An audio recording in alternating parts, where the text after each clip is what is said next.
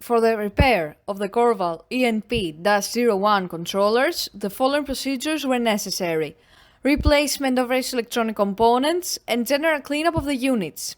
For testing, we add a 140 volt AC power supply, a potentiometer, and a multimeter in order to measure the milliamp output.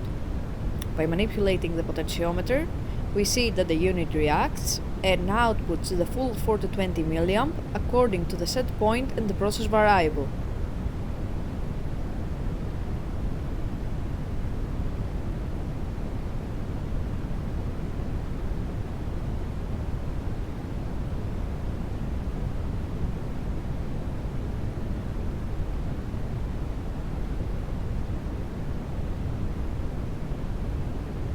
The same process is repeated for the second controller.